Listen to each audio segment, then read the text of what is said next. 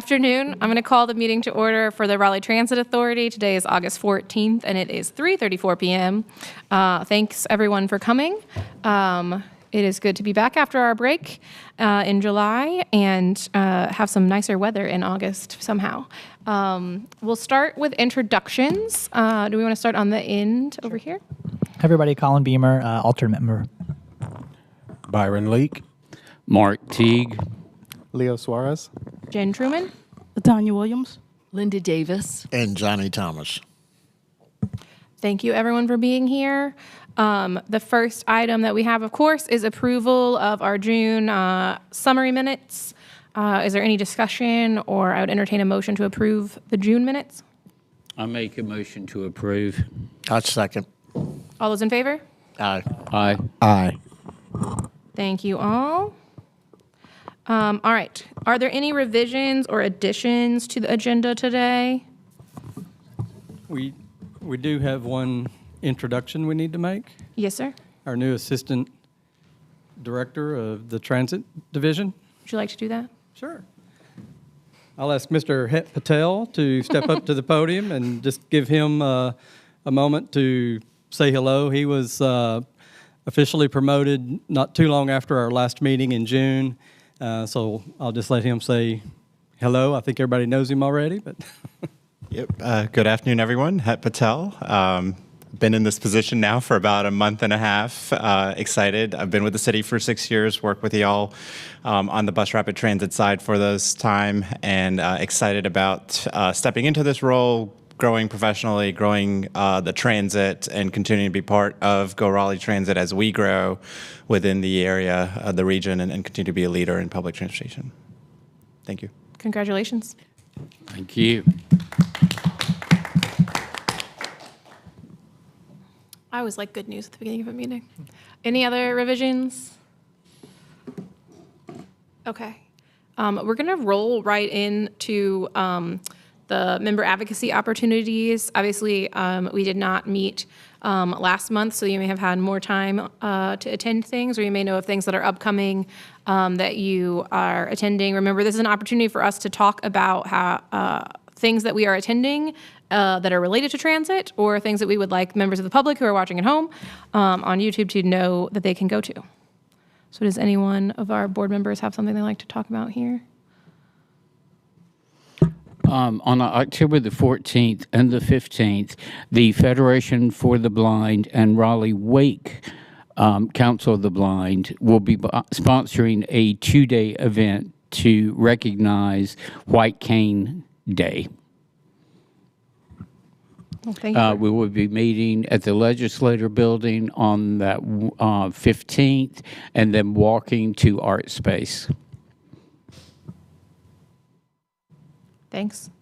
I think it's we should send that to the Bicycle and Pedestrian Committee as well. I'm sure their members would be interested. Other advocacy, transit-related activities? Well, I recently attended the ribbon cutting of the Russ bus, and it was a great event. I saw lots of transportation-interested citizens there, and lots of other people celebrating that wonderful addition and what it's going to do for all of transit in the area. Thanks for representing the team there. My pleasure. There was one other person there, too. Go ahead. He didn't say it. Oh, I caught it online. Oh, nice. Same.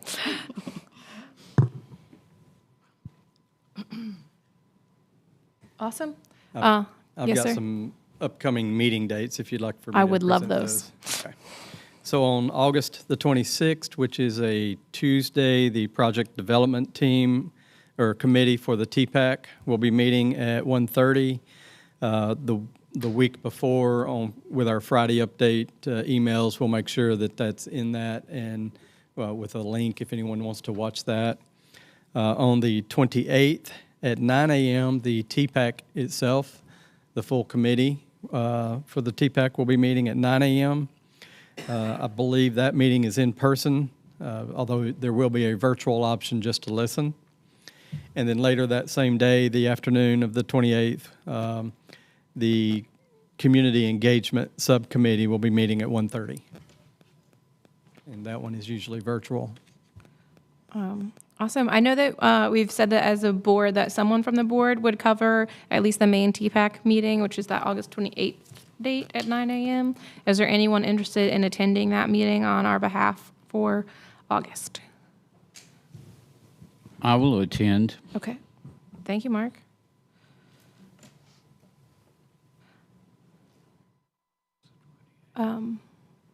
If that's all, if you think of anything else, we have our comments at the end. We can always add more as we go through the meeting. I'm looking at the agenda in front of me, and it looks like we're going all the way down to staff information items. Is that the case? So BRT update. All right. Yeah, Mr. Het Patel and Gabriel Wilkins will be presenting. We did talk about this in route committee, so just did want to note that we did pull that forward to as a staff item because we're going to leave a little bit of the more detailed information out, and I think Het had some new information to talk about for the full board. So. Thank you, David. Good afternoon, everyone. Again, Het Patel, Transportation Transit. I'll be providing a quick update on the BRT program, all projects under the Wake Bus Rapid Transit program, specifically focusing on New Bern Avenue construction bid updates, southern and western corridors, as well as that planning study that's happening on the northern corridor. As David mentioned, we did present this information to the route committee, but we're bringing this forward as a full report out to the board with some additional information that's recent since the route committee. So we have 4 BRT corridors, as everyone is aware at this point. We have New Bern Avenue that is the most advanced in the construction phase, and our southern and western corridors are both in the final design phase with a design consultant on board working on the final design of those projects. And then the northern corridor is a planning study right now that is trying to identify a route connection from downtown Raleigh to Midtown Raleigh and downtown Raleigh to Triangle Town Center. There's some additional dashed lines that you see there on the map. Those are extensions that are being studied by the Capital Area MPO for Cary to RTP and Garner to Clayton, as well as the major investment study extension on the northern corridor that's looking at the termini that I just mentioned in Midtown and Triangle Town Center. New Bern Avenue is 5.4 miles with 3.3 miles of dedicated bus lanes, 10 new stations that are BRT-style stations with level boarding platforms, 7 60-foot articulated buses, and transit signal priority at signalized intersections. So we've presented multiple times at this point in regards to some of the challenges that we had observed on getting New Bern Avenue to construction or awarding a bid for construction activities. So one of the things that we had to do after industry feedback was break out the project into different construction packages. So package 1 was advertised earlier this year in April.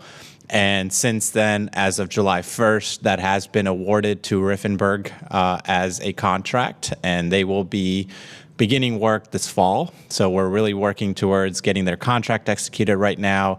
There is a pre-submittal meeting that is a public pre-submittal meeting at the Martin Street Baptist Church on August 18th. That is next Monday at 6 p.m. Everyone is invited to attend that. That will be talking about the construction activities specific to the package 1. So that's construction within downtown Raleigh as part of the New Bern BRT project on Blunt Street, Wilmington Street, New Bern Avenue, and Edenton. Package 2 is from Pool Road out to I-440. So that was advertised for construction bids in July of 2025. Today, we had a pre-submittal meeting for that bid advertisement, and the schedule for that bid opening is September 19th at 1 p.m. So really moving forward with trying to get that construction award as well. And then package 3 is all of the stations that are needed for the project, as well as a little bit of local roadway horizontal work that's needed in that area outside of the 440 Beltline. That will be advertised in fall. And then I should have been on this slide when I was talking through all of those things. So again, we have a anticipated phasing and the schedule for each one of those activities.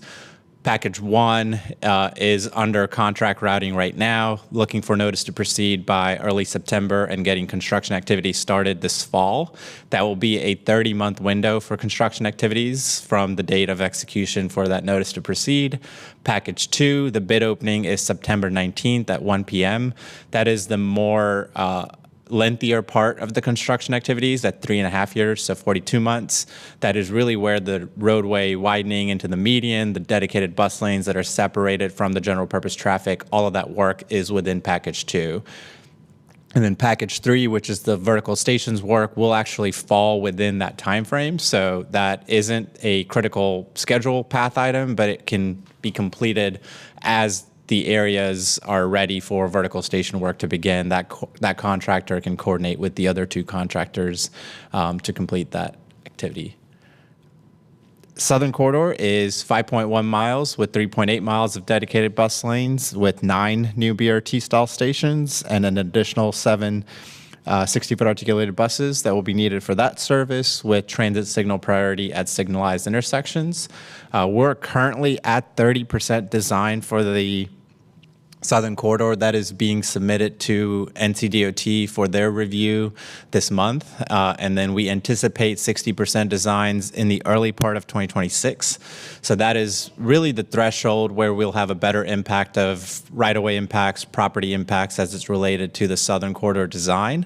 From a funding perspective, the Southern Corridor received $85.9 million allocation from the Federal Transit Administration in May of 2024.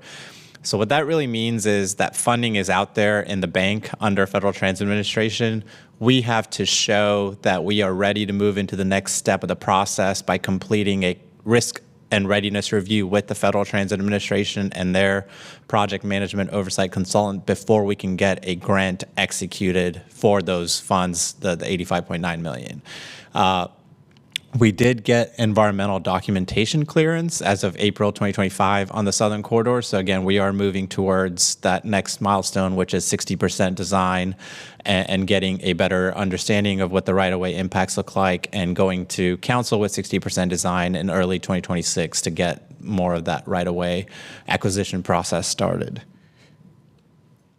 For the Western Corridor, we have 12 miles connecting downtown Raleigh to downtown Cary with 7.5 miles of dedicated bus lanes, 18 new stations. Again, there will be the BRT style stations, 10 60-foot articulated buses, and by the time we get to operations of the Western Corridor, we do anticipate looking at electric or alternative fuel cell vehicles just to see if there's any value in diversifying the bus rapid transit fleet at that point, because we'll have so many more vehicles in service. And then there will be transit signal priority at all the signalized intersections along the corridor for the Western Corridor as well. For final design, we are anticipating 30% designs from the consultant team in fall of this year, so probably sometime end of September, early October. We are currently coordinating with the Federal Transit Administration on this project still, so we submitted this project for federal funding in August of 2024. Typically, in that process, we would have heard back by now in terms of how the project rated and if it was eligible for federal funding. In this instance, with the administration change and some of the executive orders that came out earlier this year, the Federal Transit Administration is really looking at how that impacts potentially some of the scoring of the small starts rating projects, and we're waiting to see what that guidance is and how it impacts the Western Corridor. So one of the questions that we've been asked in the past is how are connections from bus rapid transit and fixed route system planned? How can someone go from riding bus rapid transit to the high frequency network or the rest of the Go Raleigh system or any of the other transit providers that connect into our services? And so I'm not going to go into the detail of all of those connections, but in board docs, in the agenda documents, and we did go through this in route committee in detail, we have created a visual for each corridor that really shows, again, along each station on bus rapid transit, how you'd be able to connect to a frequent Go Raleigh service, a local route, a community route, again, those are based on the frequencies within our system, or how you could connect to a Go Triangle route, Go Cary route, or Wolf Line route along that corridor. So we are really looking at how those connections happen, how people transfer between services, and really what the origins and destinations are for the types of trips that we are providing.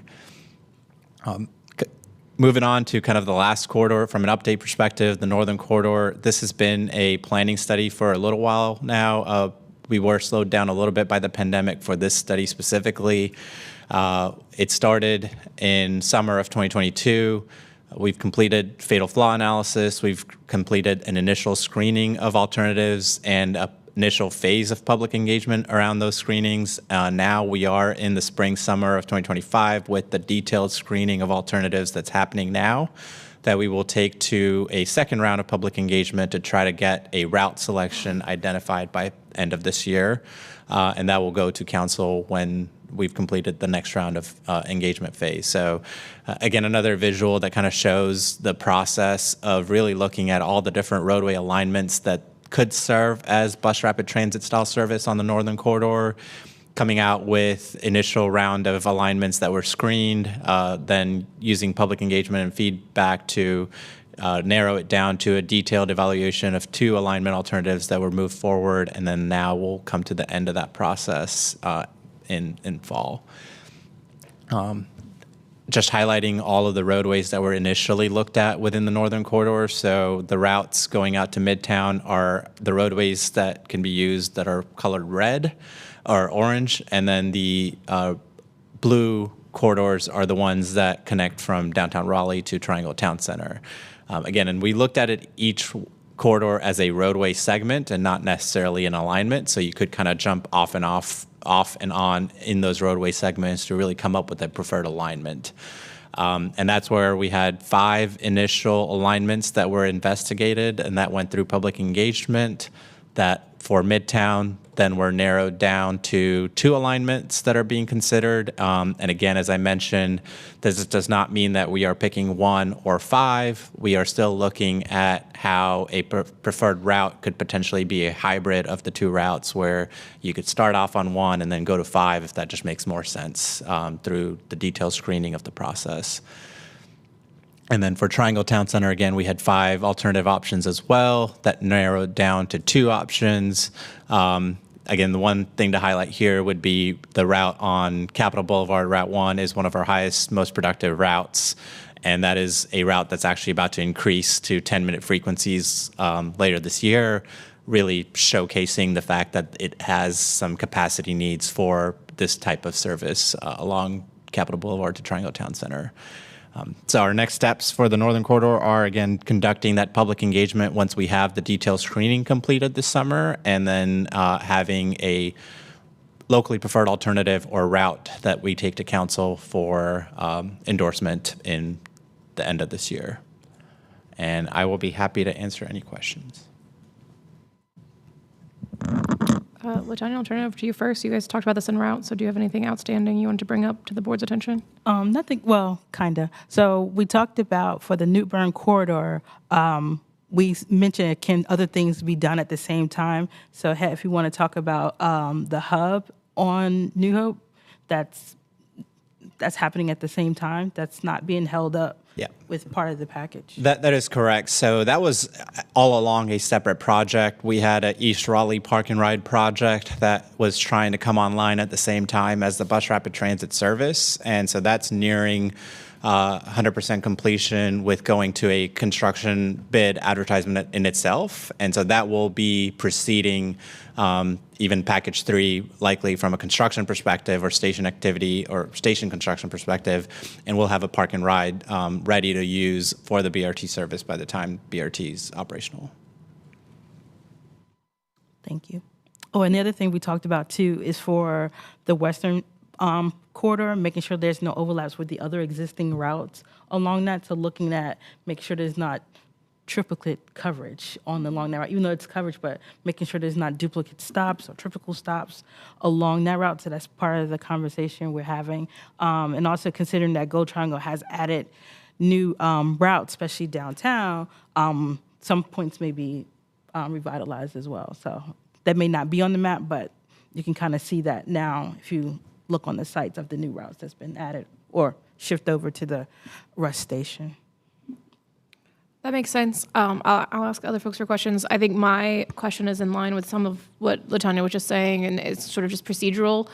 There's a lot of, it sounds like a lot of consultant deliverables coming back in the next couple of months, and then new public engagements. And I just want to voice on behalf of the board that we hope that each time we get a deliverable back from a consultant, that it comes to route committee, and we get a chance to look at it, if not before it goes out in public engagement, at least while it's out for public engagement, so that we can help on the advocacy end, and also on many folks come to us with feedback on those things. I think particularly as we proceed through Southern and Western and those public engagements, I think we'll start to inform a lot of those route connections. And I've talked about that for many years now, and I'm glad that we're finally at the point where we actually get to really talk about them. So it's sort of a question, but just can you make sure that it's on our agendas? Yep, we can. And there's ongoing discussion, especially with the northern route. So I know that's on the view. So I would definitely like to see some of that, because I think we can make it a little more connected. Yep. But And I would say that's also a process of how we've done for either New Bern or Southern Corridor, that we would work with Go Triangle and our partners to really understand how other transit routes and services can be realigned if there is overlap to better provide crosstown connections or to better provide a different type of connected service. yes. Yeah, I think we have the luxury with New Bern of mostly dealing with ourselves and realigning, and so Southern and Western will involve more stakeholders. But we don't want to forget this board as one of those stakeholders. Sure. Were there other questions regarding BRT updates? I do. On the northern route, as I'm looking at it, is there any conversations where we could capture the future population at Smoky Hollow, at Peace Street and West Street? Because I know 40 stories is zoned across the street, and 500 units was just approved by the Planning Commission earlier this week. So I'm wondering how close in the future will there be access to a BRT station from that area? Yeah, so we've always had in the plans through the initial major investment study to what we're doing now under this project is looking at ridership along the corridors from either the Midtown alignments or the Triangle Town Center alignments. And certainly from a standard stop spacing perspective, as well as connecting to employment and population densities, we do anticipate there to be a stop at the corner or the intersection of Capitol Boulevard and Peace. Excellent. Thank you.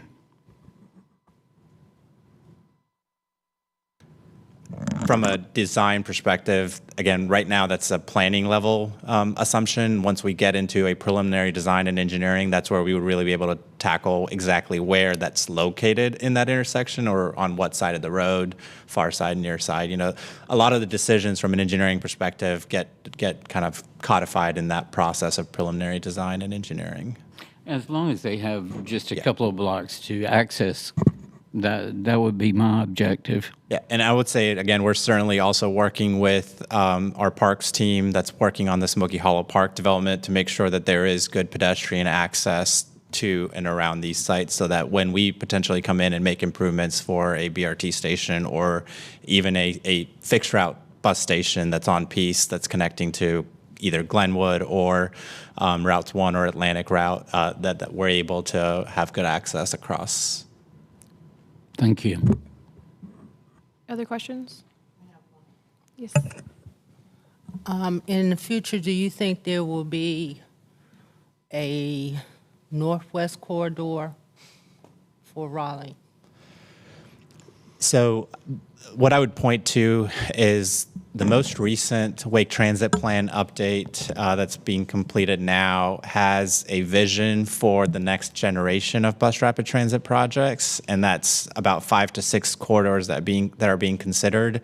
Glenwood Avenue is one of those corridors. It's not been defined yet in terms of exactly what the termini are, or it would need a separate or similar major investment style planning study to really identify what that route connection could look like. But there certainly is Wake Transit Plan has identified some corridors that are potential for BRT style service in the next future.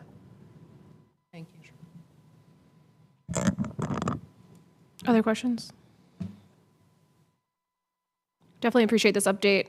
Want to keep seeing it every quarter because there's new stuff, and we're 10 years into planning these, and it's good to see things actually starting. Yeah, and I will certainly say, I think can ramp up our updates a little bit while New Bern construction is about to go through its various iterations of the packages and how those contractors are going to work together, what the timelines look like. Ideally, it would have been great if it was one contractor that was working on the project and the city didn't have to manage that as a resource themselves. But because we are going to be doing that now, that is something that we would like to bring to you all just so that as a public-facing body, you can continue to spread the word for when construction activities are happening and how that is being communicated. Yep, absolutely. Thank you. Definitely appreciate working together on it. Thank you. I'm looking at the time and realizing it is exactly 4 o'clock. Very good timing. Is there anyone signed up for public comment? No. Okay. So we will keep rolling. Thank you again, Het. We are going to talk next about an item, Title VI fall service changes. This was on the Finance and Policy Committee agenda, as I understand, but we did not have enough members present to hold that discussion in committee, so we're going to hold it at the table today. Is that correct, Mr. Walker? Okay, awesome. Sylvia Greer, would you like to present? Thank you. Sylvia Greer, Senior Transit Planner. So this is Go Raleigh's FY fiscal year 2026 service changes, Title VI service equity analysis. So this board has seen some Title VI analysis before this year, but it's a analysis that's required for all major service changes by the federal government to determine whether there's an impact that's disparate from our other system activities to minority and low-income populations. And we have a Title VI plan that had previously been adopted that defines what a major change is and defines the sort of levels for low-income minorities defined by the government. So this analysis includes all of the service changes currently planned for FY. I'm sorry, Sylvia. Can you talk a little bit more into the microphone so we can hear you better? Yes.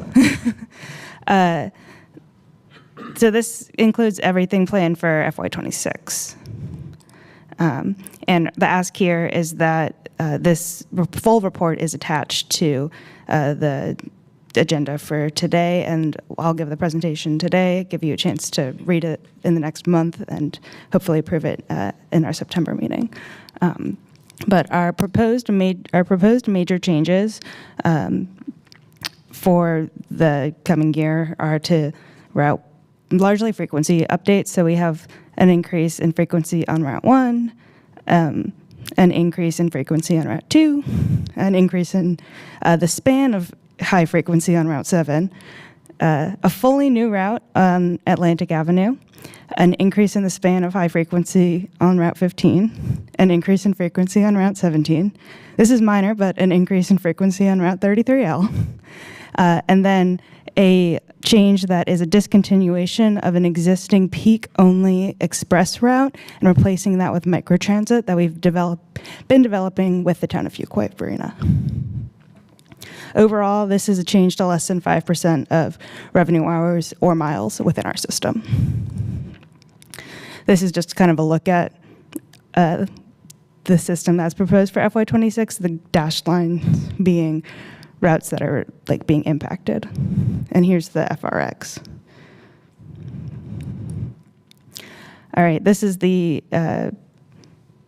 disproportionate burden or anyway, for minority and low-income populations. This is using our designated analysis, which is a 0.3 mile buffer around an existing route.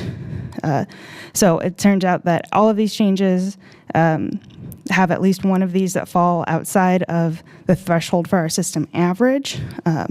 Most of them are more low-income or minority people than our system average being impacted. And those are all frequency improvements. And then there's a handful so Route 2 and then the FRX are below our system average. And Route 2 is a frequency improvement, and then FRX is a replacement with microtransit.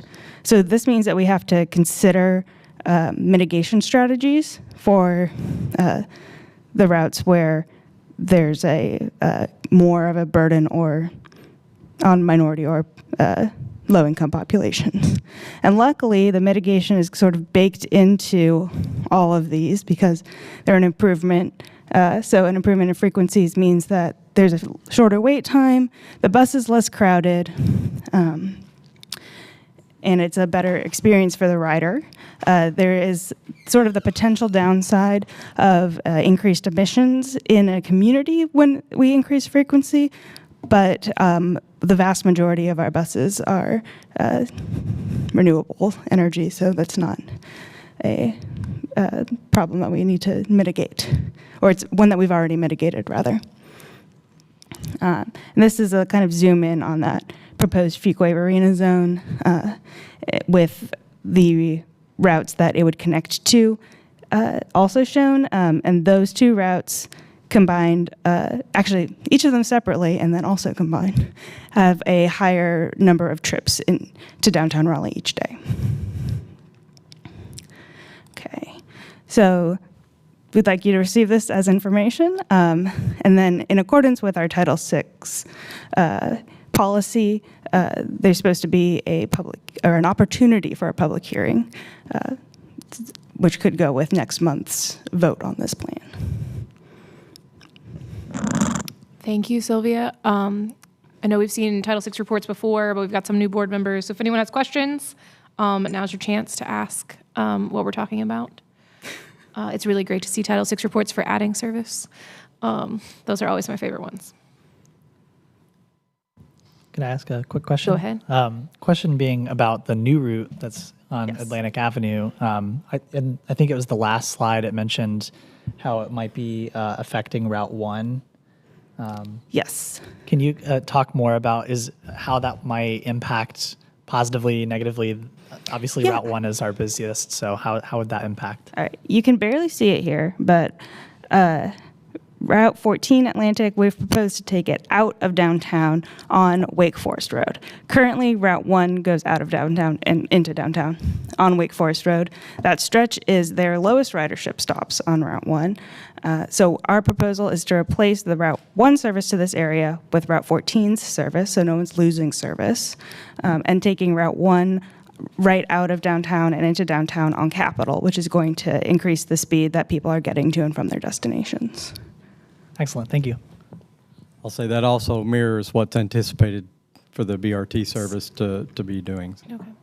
And where do the 14 and the 1 meet in the proposed? I'm sorry, I'm not familiar. I assume you can transfer between those two buses at some point? Yes. Again, you can't see it on this map because it's too zoomed out, but yeah, they'll makes connect sense. there. Okay. Or there, you might have to walk a little bit, but. Okay, awesome. Well, as an avid user of the one before I started driving, now the one left Triangle Town Center and brought me to the bus terminal here. Are you saying that you're about to take that away and I'm going to have to use two buses instead of one bus? No, it's still going to go directly from Triangle Town Center to Go Raleigh Station. It's going to be faster than it currently is. It's just going to use Capitol Boulevard. It's just going to use Capitol instead of, you know how it jogs So out when onto when Wake you Forest get to Tillery Road? Place, it takes that right. Yeah. So you And you know no one gets on the bus there? Stay on Capitol. Yeah. Okay, okay, I can kind of understand that. Are y'all looking at, actually, and I noticed another time, I've just asked this probably at the last board meeting, are y'all considering taking the one or taking a bus from Triangle Town Center that will stop on Capitol and take it down like you're going to a Wake Forest? Because you got all this new construction, all these new apartments on the other side of the Triangle Town Center. Out to the and town the of Wake people don't Forest? get no, well, down Capitol to as far as you can take it, because there's a lot of new construction out there and there is no Have you bus service seen for Go us. Triangle's proposal for their November service changes, which include a change to the WRX that, No. all right, look at that. Okay. I think you'll like it. I will definitely be looking at that. Can we get Go Triangle to send us some stuff to route committee? Or you guys can present it? Sure. At committee. I think that'd be helpful. We all care about our corner of town. So that gives us a chance to look at things, even if it's just in the agenda materials. Yeah. But feel free to pose those questions to the route committee or send me an email. Latonya takes all I wanna questions. get that. I need to see that. No problem. I just need a reminder via email. GoTriangle.org/service changes. Okay. On the Title VI question, any other thoughts? I think we do need to say that we're scheduling a public hearing for next meeting. Yes, please. September 11th. The next meeting is on September 11th, so we would schedule a public hearing to happen at 4 p.m. during that meeting for, Whatever time you wanted during that meeting. You could set it to start at the very beginning of the meeting. That way you can have it, close it, and then we'll have the meeting and then vote later. Or I you think we'll did just it say for- 4 p.m. when we normally have public comment. Do we need to vote on that? Okay, that's what we're going to do. Great. Thank you. Thank you. And that report is attached to board docs. I believe it's in the Finance and Policy Committee link that you received. If you want to read the full document more so than the presentation that you received today, that document is posted on board docs for you. Yeah, thank you. I always appreciate reading the details in terms of how things are mitigated and the more details about how the routes are going. Okay, next presentation is from Michael Ballin on safety and security. Welcome. Please come on up. We know we have been glad to see you come in and talk about security and with the operations teams and with RATP Dev. So we're excited to hear from you today. Thank you, and it's good to be back, and I hope everyone is having a pretty good summer. It's warm and now August, and August is real good weather, so I'm trying to enjoy it as well. What you have before you today is an overview of some of the safety initiatives and security initiatives that I put together that kind of talk about Go Raleigh, as well as how Capitol Special Police and Raleigh PD, and of course the staff on the platform or the road supervisors and how they work together.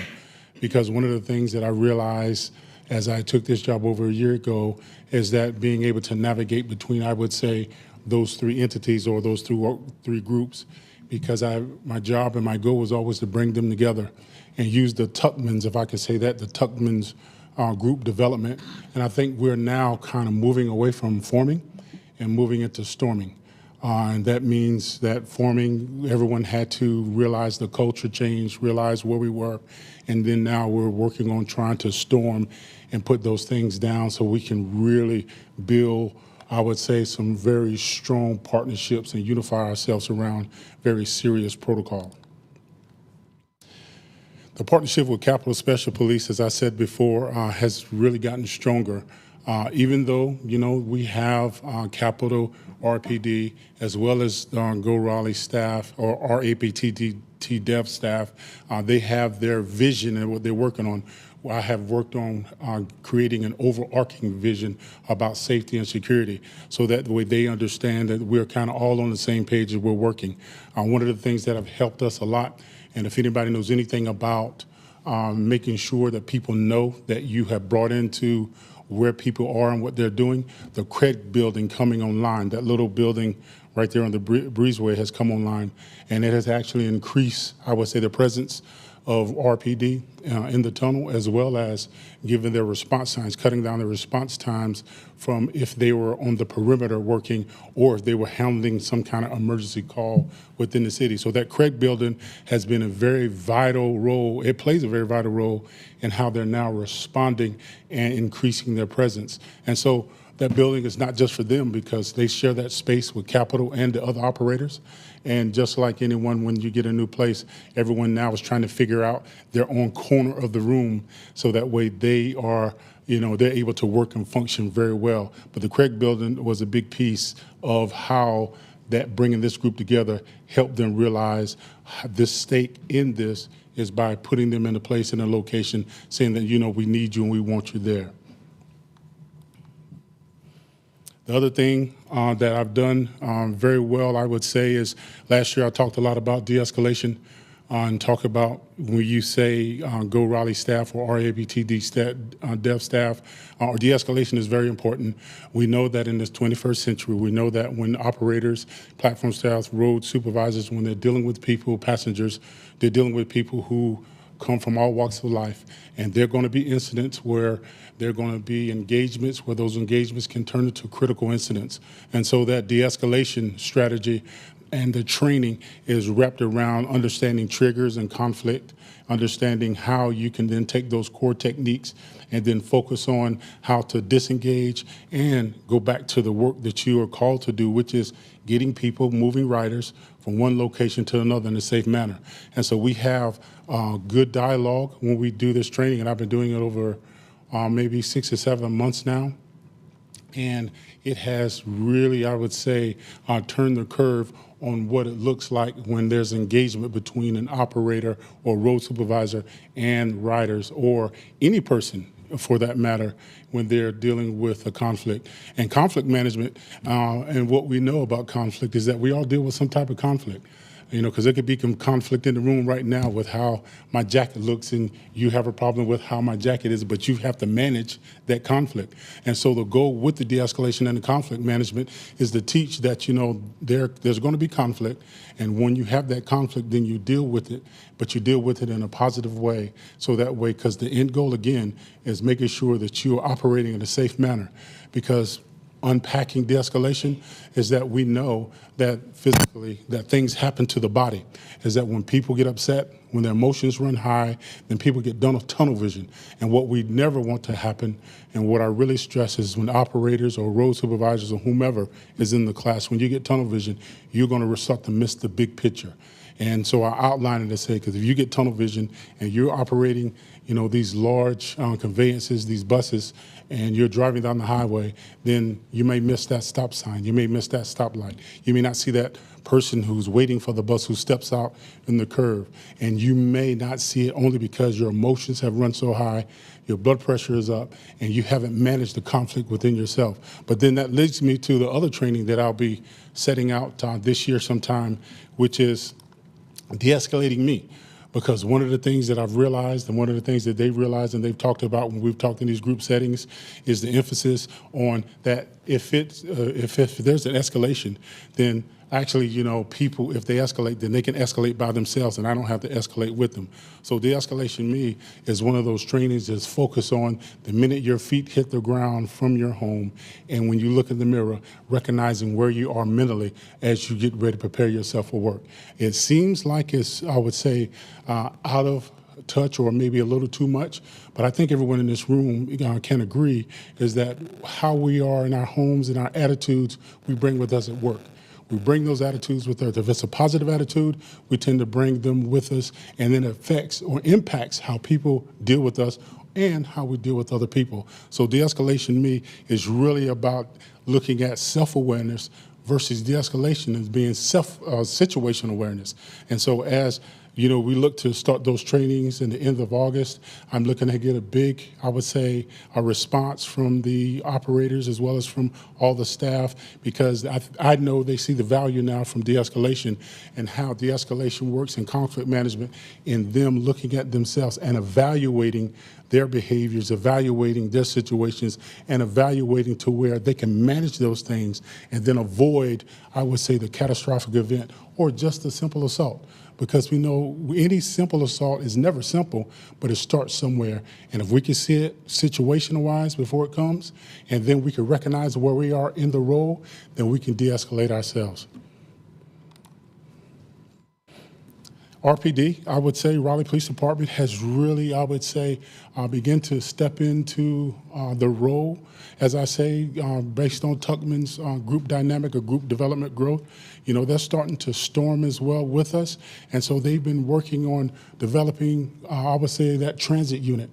And they've actually created a nice acronym, a TRACE unit, called Transit and Community Engagement Unit, Transit and Recon Community Engagement Unit. And the Recon is the type of e-bikes that they use as they're patrolling the garages and all around the transit area. And so they have really hit the ground running.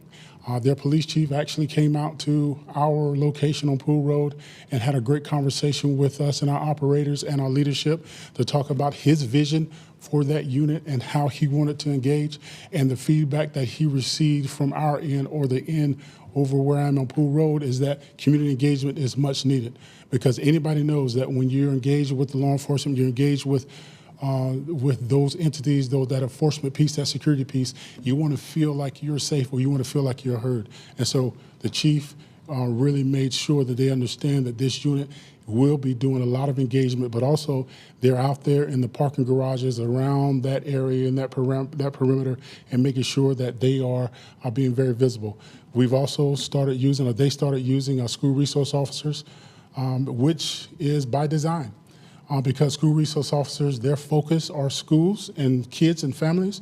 And any police chief throughout the country, when he decides, when it's summertime, if it's not a year-round school, they decide how they want to utilize those school resource officers, because they never want to take away the relationship that the school resources have with the young people, right? Because we do the high schools, and put them in a position to where now when they go back to work, when school comes, that now there's some kind of conflict because they were seen in a different light. And so the protection of those school resource officers are utilizing them as community engagement down at the transit and around the transit area. The other thing I know that's been a big plus is our monthly meetings with Downtown Raleigh Alliance.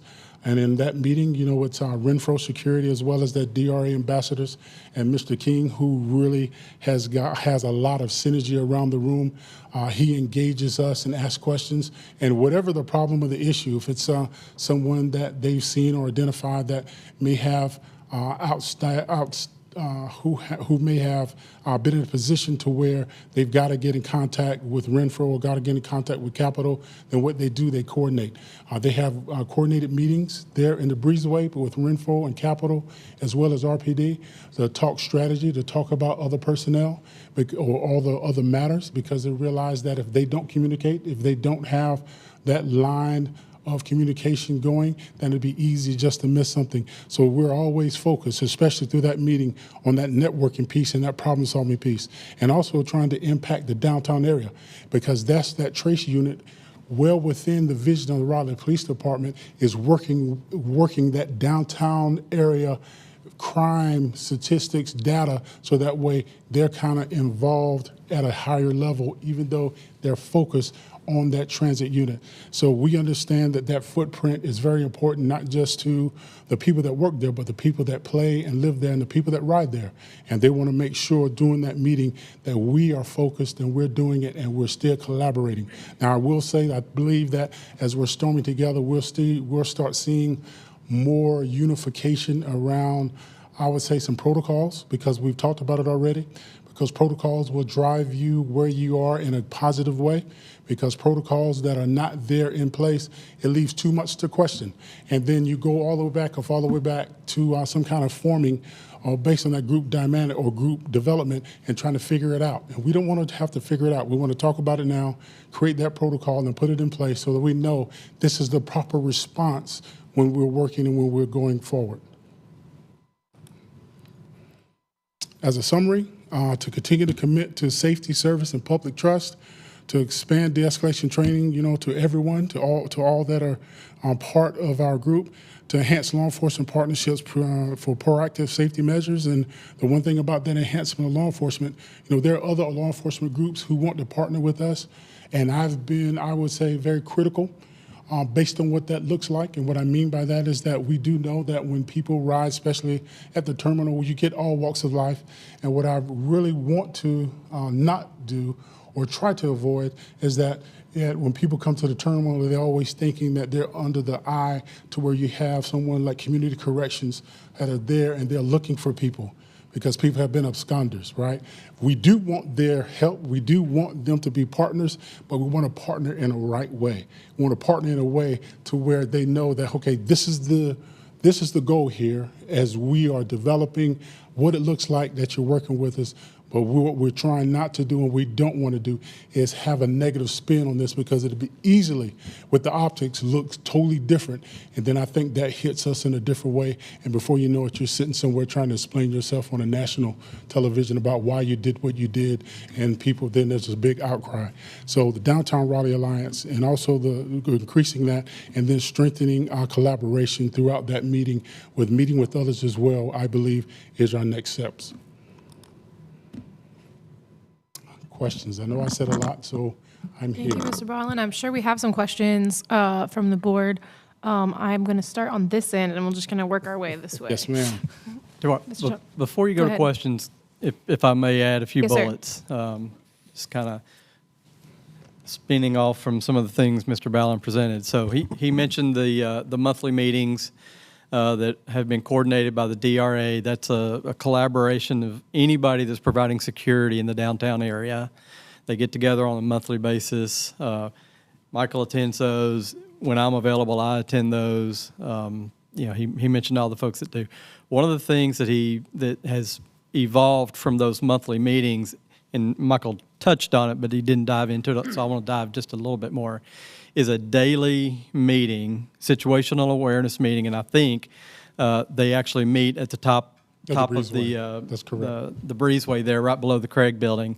So Renfro, Capital Special, RPD, Captain, anybody that's providing security, they gather at a point in time during the day. I can't remember when that is, but they all come together and say, what's going on? What have you seen? What are you hearing? And so they collaborate, so they're all being more aware of what's going on in the environments that they're patrolling in. I think that was a real critical piece that was developed from that monthly DRA meeting. The second thing I want to kick off on or point out is the Craig Building. Our team has been working to get that space upfit. We did open that up within the last 30 days. RPD actually got three additional transit police assigned to them, and they were begging us to open the doors a little bit early because they didn't have any place to put them. Because we were able to provide that additional space, they actually got additional staffing for their transit force. And they are calling them the transit force, but they do patrol outside of the station if they need to, but that's kind of their home base. So we've gotten 3 additional officers, in the very recent last 30, 45 days. And then the fourth thing is, Mike mentioned, he put together a meeting that brought the chief down to our Pool Road facility to talk to our RATP Dev staff. We had some drivers there. City staff were there. Our transportation director was there. So it was a pretty big event there where we talked, collaborated, talked about what can be done. We've had 2 additional meetings with there's 2 captains in the RPD in the downtown area, and the chief attended both of those meetings, just talking about strategies and places where they can deploy from. We've got one more meeting set with the captains and the chief in the next couple of weeks. I can't remember what day that is, but in that meeting specifically, we're going to be talking about transit and what more can be done on our system. And so some of the things we're going to be suggesting and asking for are, can you put officers on the bus? Because we're not doing that currently. Under contract, we can't with Capital Special. We're going to look into whether or not we could do that with Capital Special. RPD can. Right now, they're just not, they're not programmed to be doing that. So we're going to communicate with the chief and their downtown forces captains and see what more they can do. And obviously, it's not going to be in every bus every day.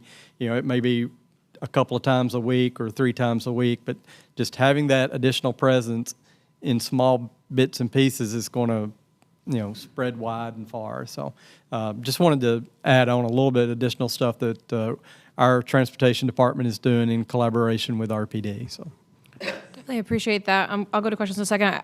I also want to kind of overall say that it's really clear that it was a good call to hire a director of security. The amount of coordination that has been able to happen in the last year, I think, is a testament to you and to the many departments that have agreed to come to the table into these meetings. But having someone to lead those conversations, I think, has gotten us to where we are, where we can have this kind of comprehensive update and conversation. So I just wanted to say that before we also go into questions. But I'm going to go down here to Mr. Thomas. Okay, this is a two-part. First of all, do you have a video or something we can see on the trainings, the de-escalation training, available at least to the board? Because I would like to actually either come and watch your training. If, you know, I don't want no security, nothing that you have to keep out of the public, but I would actually like to see it as somebody who's a community person. The other part of it is the data that y'all got from everything that you're doing.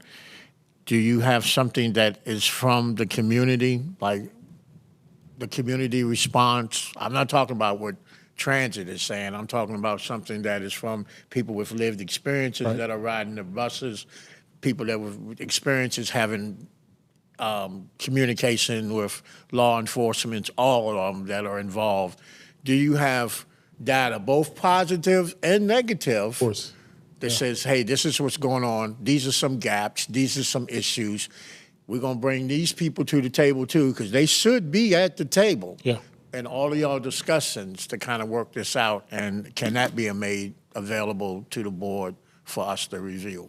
Mr. Thomas, I'll go back to your first question, and yes, I'll make sure they have pass on information when we have our next de-escalation training, because I do it every Monday for new hires, and I just hadn't started the de-escalation me yet, but it is open to any and everyone, because I believe de-escalation and conflict management is for everyone.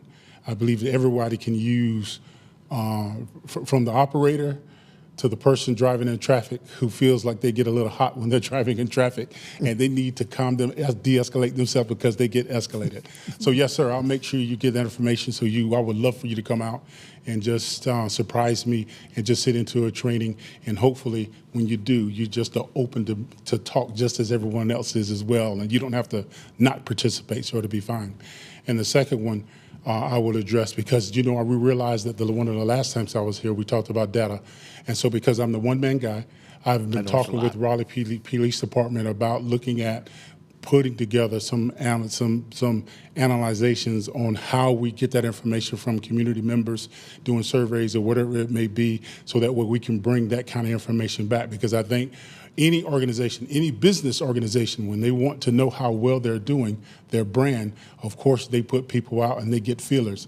If it's that, you know what, I don't like your cornflakes because they're too hard, or, you know, I love your cornflakes because they have a lot of sugar on it, that helps make that brand stronger.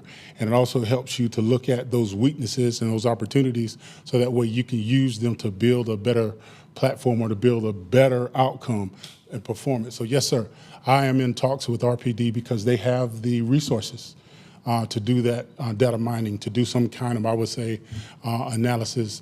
If it's a regression analysis or just a simple analysis, that where we can look at why this happens and what it says through the data, or just saying that reporting, this is what people report, so that way it helps us get to a key performance measure or indicator. Okay, thank you so much. Yes, sir. Thank you for the questions. Ms. Johnson, do you have questions? I'm just going to go down the line. Thank you. I don't have anything right now. Go ahead, Ms. Williams. I'm so dramatic. Has everyone completed the first de-escalation course? We had about 85% completion rate right now, and the problem with getting everybody in, because what I've done, I've adjusted my schedule. There are times when I do the de-escalation, especially last year, I would take a whole week, and I would stagger the time, because it'd take maybe an hour and a half, and then I'll go into the weekend and do it.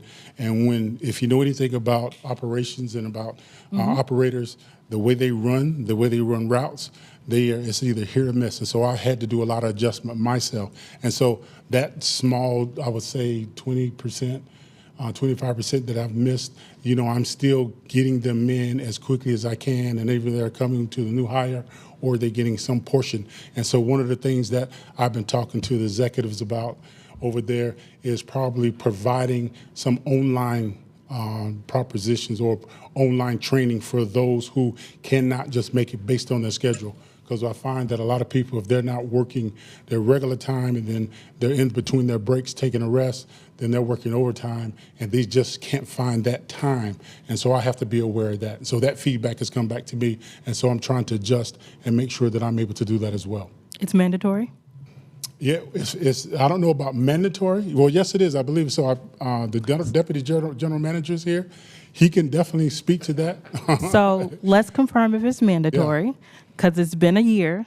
If this program started 6 months ago, Yeah, I think by December 2025, everyone should have completed at least the first half of the phase. Right. If you have it online, like how long is the course? Hour and a half. Yes, ma'am. 30 minutes. Yeah, what I did is I well, just... 90 minutes? 90 minutes? Minutes, yes, ma'am. I synthesized it down to just an hour and 30 minutes. Okay. Based on people's time. If you do it online, maybe break it up into 2 parts. Maybe I can that's do too that, extensive. yeah. So that's something to think about. Yes, but ma'am. definitely, let's confirm if it's mandatory. If it's not mandatory, let's make it mandatory. What I do know is that time, even if they do it on their days off, they're paid for that time. Okay. Yes, ma'am. I'm still saying let's make it I know. mandatory. I will make sure of that. I will. Thank you, Ms. Williams. So you mentioned the RPD contribution and incentives, but I'm thinking like, what are our incentives?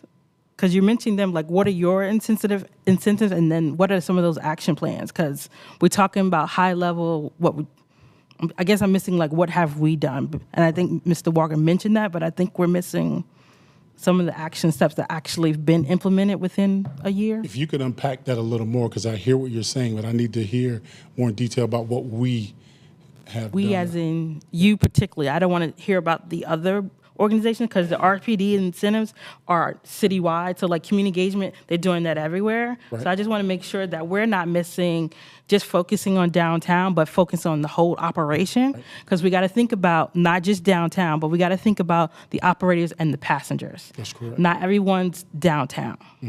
That's the hub, that's nice, that's pretty, but like make sure these initiatives are outside of the realm of that because we want to keep our passengers safe and they're not feeling safe. Yes, ma'am. So Part of what I've done, what a part of my functionality and some of the things I've done is recognizing that we, as he said very well, David, that we've had problems on our bus routes. So I've been out riding those bus routes and I can kind of identify those 5 or 6 or 7 bus routes that have an issue. And what happened back when the chief came out, it was presented to him about putting officers on the bus and then being able to explain to him the possibility of creating some type of, I would say, action plan and what that looks like. If it's a special project, because we understand that when people know that officers involved, police are there, then it kind of help as a deterrent. And so me and my collaboration, working a lot between the chief, the captain, and the captain for Capitol, that collaboration doesn't come, I would say, overnight. So it's a lot of phone calls, a lot of emails that go back and forth, a lot of downshifting into what we're doing and how we're doing it, and making sure that I'm connecting the right people, because it'd be easy that when I'm getting information, I'm not connecting the right role players who have, I would say, the jurisdiction or the subject matter expertise to deal with the problem. So I've been working a lot behind the scenes, making sure that this collaboration is working. Along with that, there have been incidents that have happened on some of our buses and our operations where people have been involved with, I would say, some people that have been wanted by RPD, getting some calls in. And so I've worked on creating protocol around what that call comes in. Though we have very strong protocol inside our safety management procedure book, I wanted to really dig into it and say, hey, if there's someone from let's say an operator, or we get an emergency communication call and we know what the procedure is where the bus then can hit the button and notify, how can we then make that stronger? So it's really in progress or in process now with the management looking at it, but it's called the Red Bus Protocol. Red Bus Protocol says that if we have individuals on there that are a threat, they have possessions of guns or a threat to people, then we go into a Red Bus Protocol because we've received a call from a passenger or emergency communication, and this is how we want to handle this, because what I understand is that RPD needs information. We need to gather certain type of information, and because we gather that information, we need to be able to disseminate that information in the right way. The other part to that is reaching out to one of our partners for the city, emergency communication, Mr. Nutter, and talking to him about providing training for our dispatchers on how you take emergency phone calls. And so all this coordination doesn't go without someone not having a big vision of keeping people safe, but communication is very important on how you do that and then building on that training. And so we're waiting for them to let us know what that training will look like for our dispatchers, because dispatchers aren't emergency, I would say they're not what you would call emergency dispatchers, but they deal with emergencies quite frequently when there's issues. So they need that training so that way it helps them as they are taking those phone calls and they're moving that information from one place to another, so that there is a good and a clean and a safe resolve. So people then at the end of their shift or when that call is ended, that, you know, there was an arrest made and people get to go home. So some of those things, as well as communicating with our management in monthly meetings and working on property and assessments and making sure we have protocols in place for that kind of thing, because we have an open campus over there where people are coming looking for lost and found, making sure people know how to get their lost and found. All those things go into play about what I'm doing and how I'm driving, I would say, this vision that you guys have set forth. Because I believe overarching goal is to make sure that not only that I'm collaborative, but also that I'm building in safety, not just for here, but for the future when we're looking for BRT. Because the BRT, once it comes online, they may have an issue and they may need a red bus protocol as well, and how they're dealing with somebody who may be on the bus, right? Because the ideal situation or the ideal world, then yeah, if we've got officers or we have, I would say, ambassadors that ride who help keep the operators, I would say, a level of safety for them. But right now, that's not where we are. So continue to promote that safety is important, security is important, and we've got to do more and think outside the box. Let's be innovative on how we do that. You know, if it's driving technology and we're looking at we're looking at using, you know, technology to where we can identify people that have been trespassed or people who are not being trespassed, or not being trespassed, people who are trespassed or some people who are a problem, then it gives us a leg up in how we now can respond to those people that are riding who pose a potential threat. Not that we're just taking information, but we're using that information to our advantage to help keep operators and other riders safe. Because I'm aware of incidents where people get on, and when they get on, a person should have been trespassed, but a person has moved outside of the boundary of other person's privacy and have touched or attempt to touch, and now you've got a person and you have a person who's been as a victim and a person who's a suspect, and then how do you respond to that? Because responding to that is very important. So that's just a little bit, and hopefully I answered some of your question, but more that I develop, I'll make sure I bring before you guys here at the board.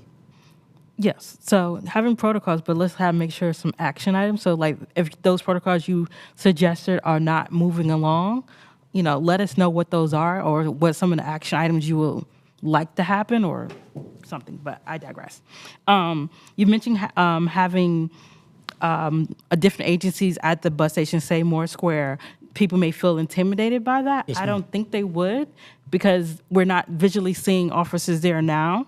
We see them closer to the evening, but like during the day. So if you have officers present, regardless what agency, if you're not doing anything wrong, it shouldn't matter if you have the correction officer there. Now, if you want it, that's personal, right. You know. So I don't think that would be a hindrance. But if we have all agencies to support the goal, which is safety for passengers and the operators at Moore Square, I think that would be great. But considering staffing issues with RPD, that would help. So that would be a joint effort. Another idea that I have, if RPD can't be on the bus, there's RPD volunteers. So that can definitely be a resource. There, RPD uses them now for other things, for like small traffic stops, not stops, but traffic accidents, or when they're having events, they're dispersed that way. So that may be an avenue to use them as well. I love the idea. Definitely will look at it and definitely speak with David about it, because the one thing too, when you do start working volunteers, you have to look at or assess liability and what happens to them if something happens. Because I think when you want to, I think there are a lot of people out there that volunteer to help. Well, they're already trained, so I'm sure they already have the liability in place, especially when they go out to traffic stops. So, well, the liability right now for them is based on what the RPD asks them to do. But this will be extra, so you have to then make sure that the liability that we would accrue through what we ask, that we can be covered as well. So no, ma'am, you're right. They do have that training. They understand the liability there. But then we have to look at too, if we're saying get on the bus, then what is the liability that comes with them riding, and if they have to confront a rider about a situation, and then if they get into, I would say, it's not the training, but I'm just saying visually be available so they can have direct access to 911, so whatever it is. So maybe not approach the situation. I'm just saying be available on the bus. I think. ma'am. So Thank you You're welcome. for thorough questions as always. I think I have one thought and one question. The thought and reflection on some of the conversation we were just having is that I think the decision to increase officer presence of any kind from the station to the buses is not a small one. And I think that the board would like a chance to hear some of the things that are being considered. Perhaps that lives in finance and policy. I know that not all of those decisions are made within your departments, but I think being able to hear and understand what the considerations there are, particularly in our current moment, where law enforcement across the country are being used to do many things, Right. and intimidate different communities and provide safety in different ways. I think it would be important to have space for that conversation, while also increasing what we know is an issue on buses. And then my question, because I live on a route where this has been an issue and is getting better, but it's not all the way better yet, around the quality of life things that you mentioned.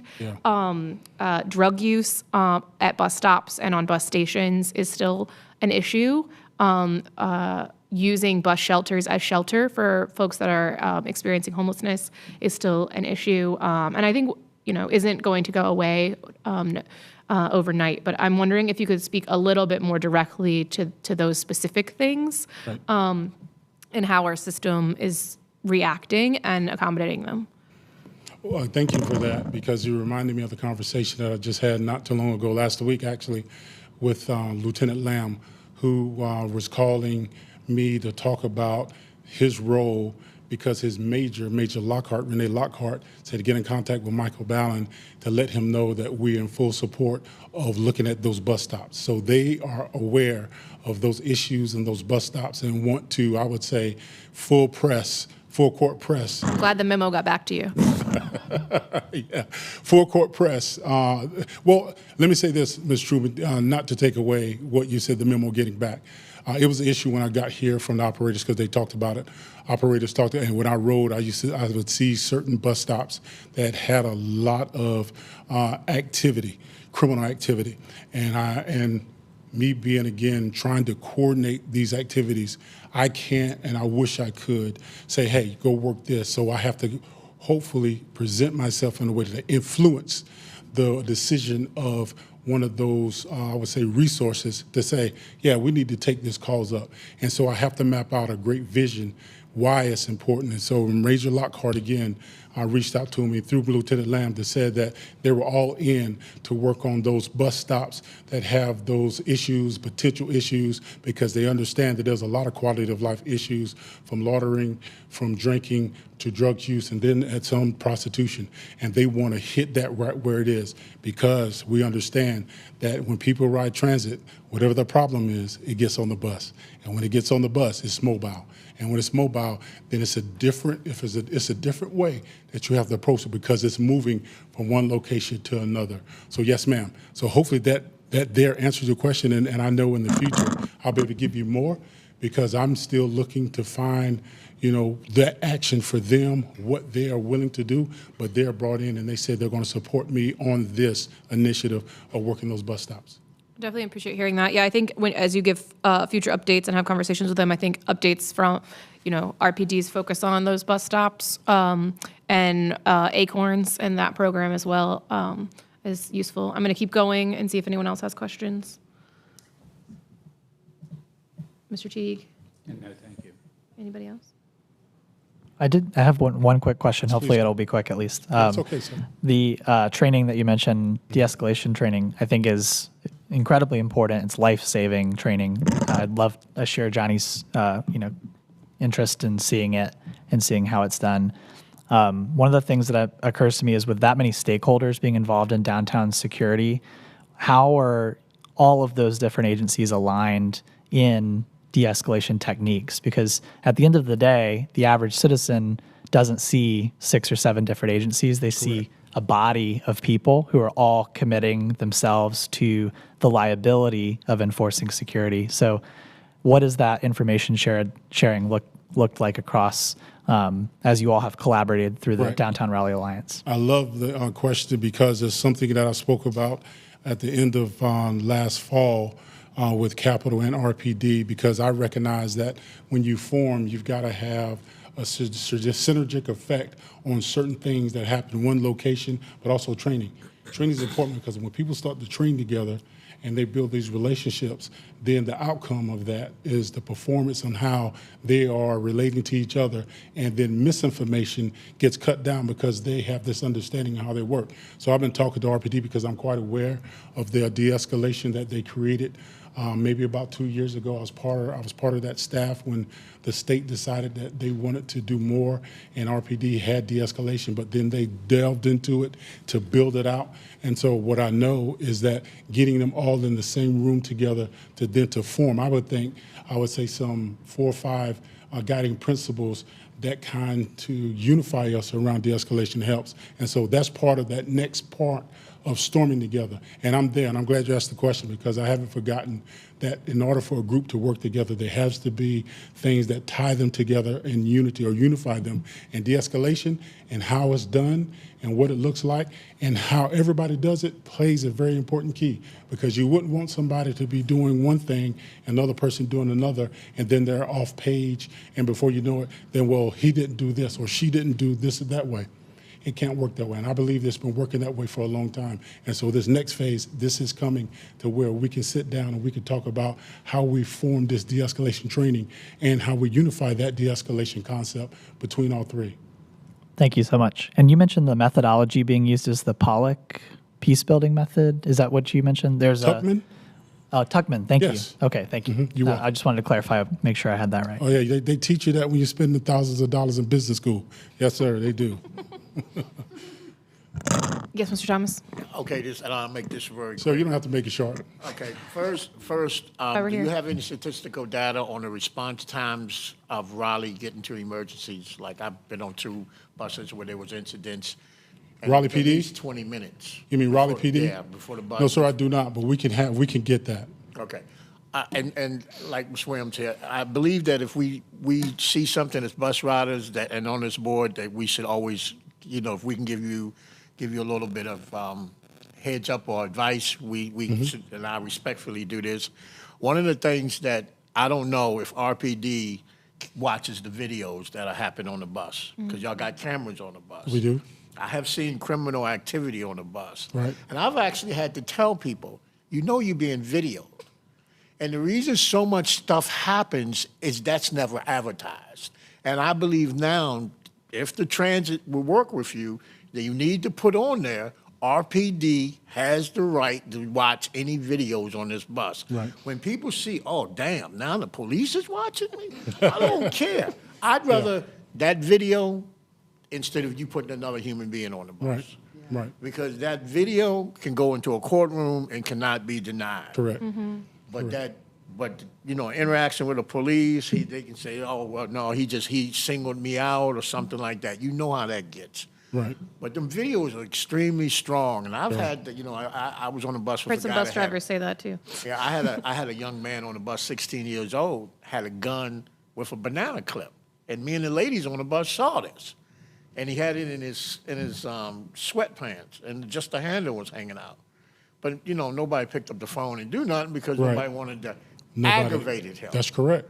We didn't want to. But I'm just saying, if they were to take a video of that date, or if every now and then, even if your dispatchers or whoever at the place is watching the cameras and see something, to let RPD know, or to let us as bus riders know, hey, RPD has access to these cameras, Right. and they do review them, I think that would carry a tremendous amount of impact Right. and would change a lot of stuff that is happening on the bus. People don't really think y'all don't do nothing with them cameras. They just on there just to make people think that they're afraid, but they're not anymore. Thank you, Mr. Thomas. Ms. Williams, were you going to say something before I respond? So that's some of the action items I was talking about. Like, so what are some of the action items or proactive things like bus drivers can do or residents can do while they're on the bus? So like secretly call 911, or is there a button for the bus operators to reach 911 or the dispatch or something like that? Like, what are some of those things? You don't have to answer it now, but I'm just saying that's some of the things we should think about outside of Moore Square. I mean, that's one focus, but that's what I'm saying. What are some of the things happening outside of? Because I've seen stuff online, not that's public, so it's on social media. So it's just like, you know, I see a supervisor walk by and then there's a fight. Like, that doesn't make sense to me. So it's like, you know, what we talk about de-escalation, but I don't see any action from certain people or stuff that's happening out to the public. So okay, thank you, I appreciate that. I do know that one of the things, Mr. Thomas, that you don't know, I'll make you aware, is that those buses and those videos that are taken when people get on, RPD does have access. It's through requests that if they have an incident or a problem that happens, they send a request over, or maybe based on whatever the incident is, they come to Pool Road and we get our IT personnel or the personnel who are part of that, who understands that system to pull those tapes and to provide information.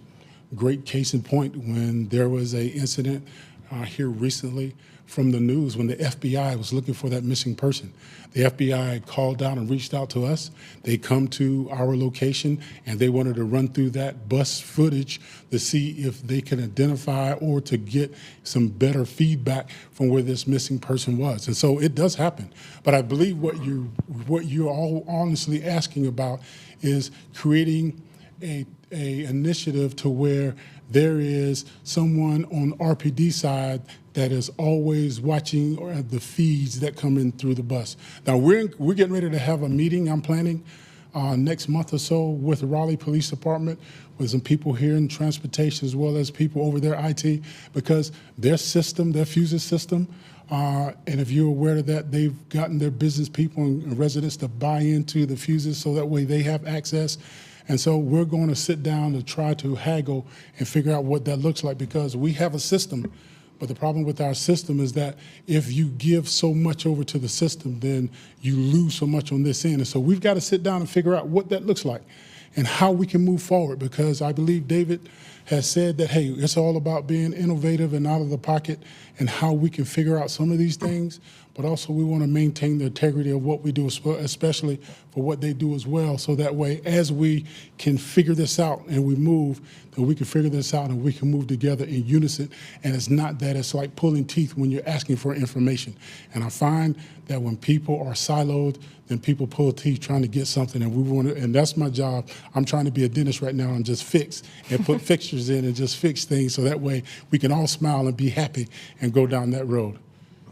Thank you. I think I'll close this out just with a brief comment and to say what I said as you finish your presentation, which is it's good to have someone focused on crossing those silos and fixing those teeth, as you said, but really about focusing on collaborating on the safety issue. I think safety and security is something that we as a body take very seriously.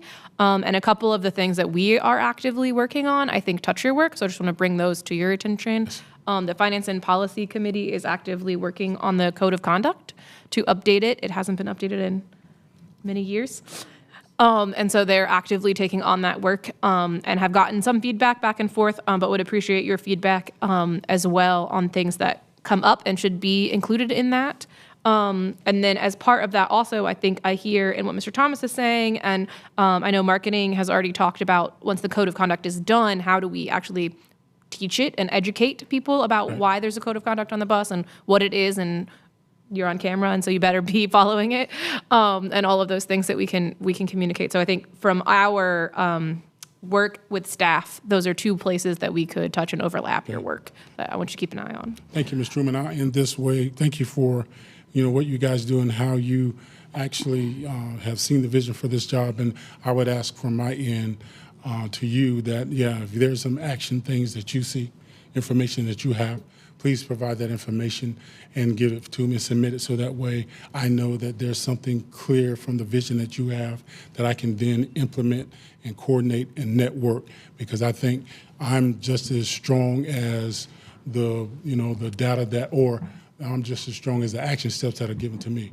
And I can develop some things, but I might miss a few things. But you guys have your finger on the pulse of the issue or the problem. So whatever you see, please pass them on, and then I'll work on making sure that I can implement that vision from the board. That said, thank you very much. Thank you, sir. Thank you.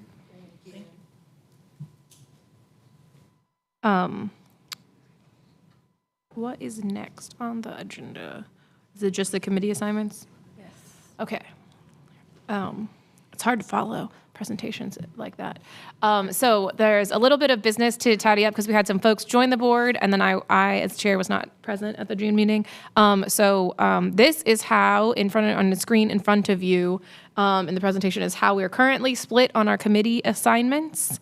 There's a couple of things we need to formally do at this meeting. One is assign our alternate members. I'm going to go ahead and just start doing business and doing this. So object if you have objections.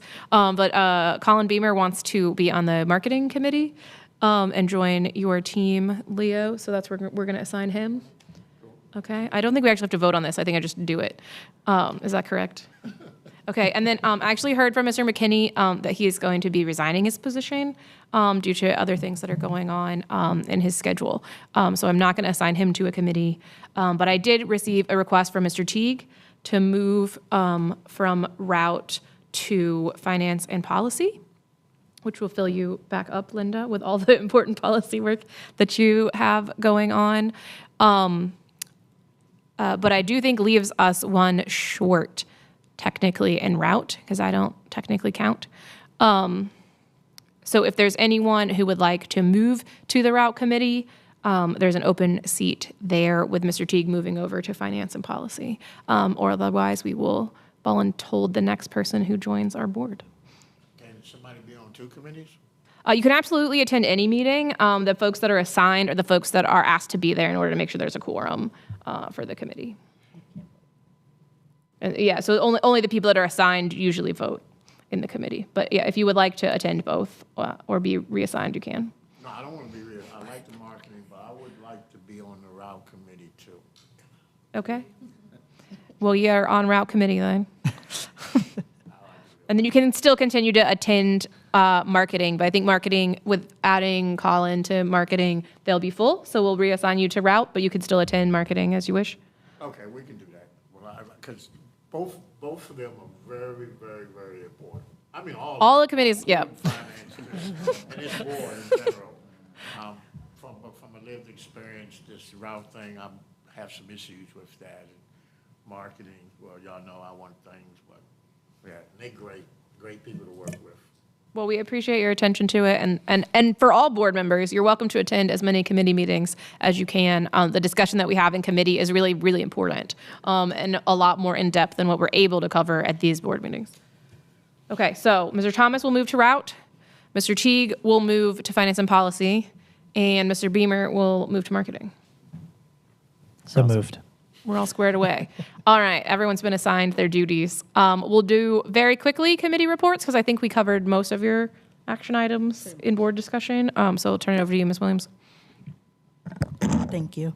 We already talked about BRT. That's kind of ongoing.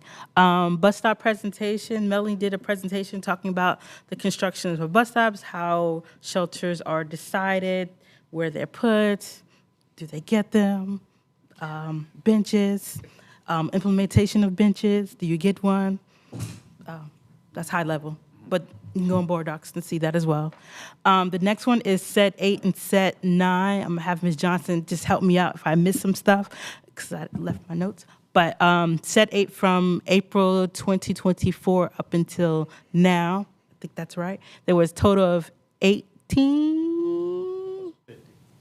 48. I was going to say 47, but 48. So I'll let Ms. Johnson finish the sets. But there's been a lot of new shelters and implemented and a lot of revisions done. So if you have not seen them, they are done. But Ms. Johnson, feel free to help me out here. Okay, the bus shelters are at an estimated cost of $31,000. Am I correct? Okay. Yes. The set 8 is 48 standard sites with 43 as bus shelters. The rich shelters have solar lighting components, a change order for 13 additional sites with 12 shelters, meeting with the council on August the 19th with set 9. Whitley Contracting is starting the construction in the fall of 2025, ending in the spring of 2026. Blue Ridge Sidewalk Extension will connect with the BPAC project. And that's how much I got down. That's good. Also, you did mention the solar lights. I did want to talk about that. Some shelters have solar lights.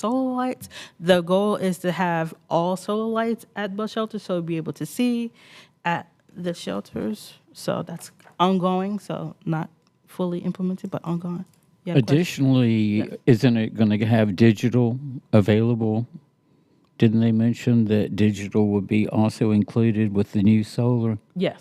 In Not the some. enhanced transit sites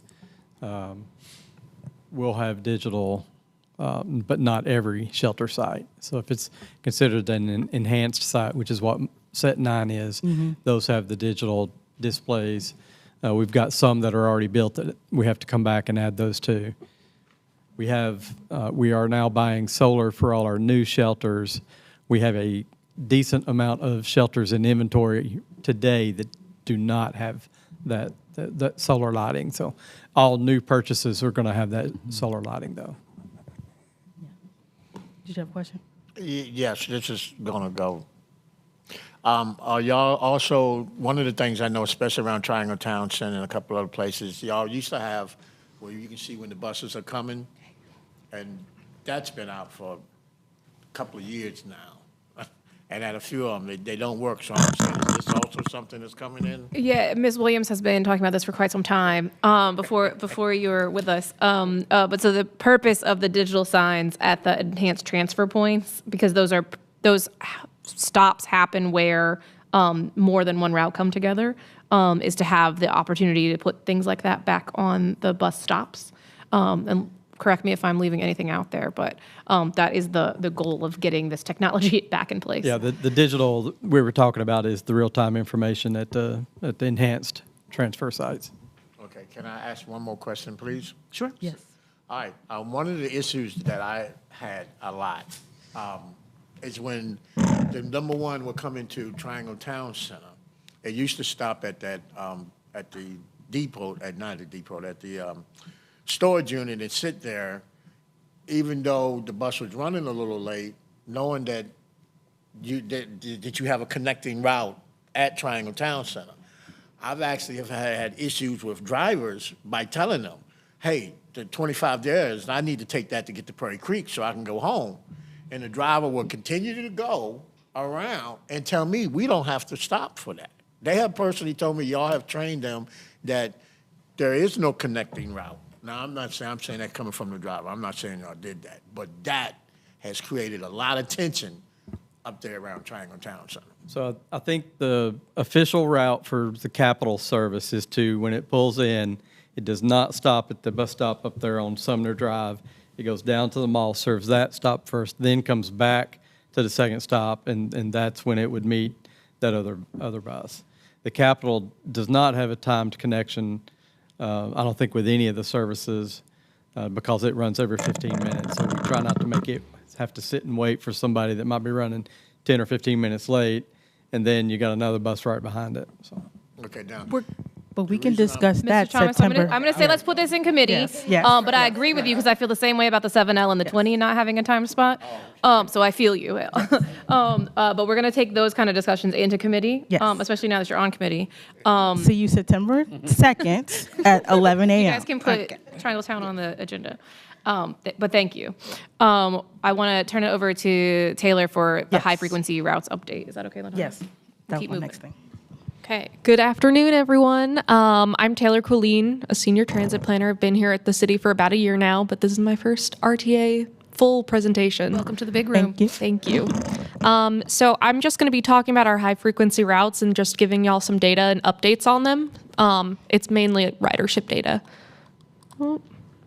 So here's our fun little list of, or not little, it's our fun getting longer list of high frequency routes. And then there are the included high frequency routes as planned in the Wake Transit Plan, short range transit plan. So the 2 and the 10, but the 10, yeah. So here we have the high frequency network ridership between June of 2024 and June of 2025, post several route changes and service changes. So you can see the jump in ridership between basically all of the routes between 2024 and 2025. Some of them pretty significant jumps, more than 20,000. Some of them we didn't have prior, so, that's a full just 100%. But we've had about 89% growth on the entire high frequency network routes. This is also the ridership, the average ridership between the 2 fiscal years, so a little bit more broken down of the data. The routes are on the bottom, so the 5, 11, 9, 19, 6, 21, 7, 15, and the 1. So you can see the difference in ridership on those as well, with the same colors being 24 and 25. So. And then here we have a fun pie chart. This is our fiscal year 25 ridership by category of routes. So you can see that 60% of our ridership is on frequent routes, and then the rest is on our local and community and then other regional and peak routes that we have. And these are the Wake Transit Plan's specific categories that they assign them. So that was information presented as info for y'all. So Thank you, Taylor. So this is just an information, let you know that, the frequency matters. The volume has increased. So kudos to the team, staff, and everyone. So just want to put that out there. yeah, we could do claps for that. Yes. Thanks. And more is coming. So. I definitely appreciate just seeing the data broken out for high frequency specifically. In our metrics, we look at ridership overall, and it's hard to judge different segments. So it's nice to see the frequent ones broke out. Any questions for Taylor? LaTanya, was that everything for routes report? Yes, we're going to defer the R-line conversation to next meeting, but we know there's conversation in marketing, so Okay. we'll be back on that. And finance and policy did not meet. We covered their action items at the board level. Linda, did you have anything to add? No, I don't. Okay, just a request that our finance and policy committee members come because you guys have a lot of policy work to do. Yes, we definitely want to meet in September. Thank you guys for taking on the hard work. And the marketing from Mr. Suarez. Yes, marketing met, and let me just run through these bullet points. So metrics are up. I think we had some good things going on throughout the summer. First is this gold bus. Seems to got a lot of good feedback. That's helping a lot and just raise awareness. We started our first influencer campaign. If you're on the socials and you follow This Is Raleigh, go check them out. They did some nice stuff about riding the bus, put some video content out there. So make sure to, like it, share it, and whatever propagates the algorithms. We went over some GoPass programs, just some updates going on with things like the Youth GoPass, senior passes, and things like that. Some small changes to this partner GoPass, one targeted at employers, where they can buy for a one-time fee, get a year's worth of unlimited rides for their employees. So that's being adjusted slightly. And staff is also exploring a new residential GoPass to target multifamily housing. So that's, for example, an apartment building could buy passes and offer it as an amenity to their residents. So we thought that was pretty interesting. So we'll follow that up and see how that goes. We went over the events calendar. As usual, staff has been very active out in the community throughout the year. And then finally, we did talk about some R-line promotion in the past, not like anything to change. Maybe just review what has been going on and whether it's working or not. And then we just broaden it up to a larger conversation, which I do have some statements to share and some thoughts when we conclude on that topic. Okay. Well, thank you for the marketing work. Yeah. I'm really intrigued by the idea of marketing specifically to apartment and property management to provide passes with all the packages that they're offering their residents. So excited to see that come forward. Any questions for marketing? Very cool. We're going to roll to general manager's report. Keeping things moving here. Good afternoon. My name is Brian Andrews. I'm the Deputy General Manager for Raleigh Transit. My General Manager, Tanya Dupree, does send her apologies. She did get called up in another meeting today. But I would try and be brief with you all today, just kind of go over some of our metrics. What I will say is that over the course of the last couple of months, we've really done a lot around mentoring, around recruiting, really important to our operators in terms of just employee engagement, really kind of being out in the field, kind of tapping some resources that have kind of been untapped. And it's kind of reflective in our numbers. We've actually hired a recruiter who has really been out in the field. We've done a lot of work, particularly with the local reentry council here in the area. So much, in fact, that we were actually nominated for a governor's award. We did not receive it. However, we did get recognized as one of the premier employers for the local reentry council, which helps people who are kind of transitioning kind of back into society. And that program has really, really worked out well for us. And we're finding that just through a lot of these programs that we're doing, our employees are really engaging, and they're doing what we call getting sticky, where they're hanging in there and kind of really kind of giving transit a hard look, opposed to just kind of getting in it and then just kind of getting out of it.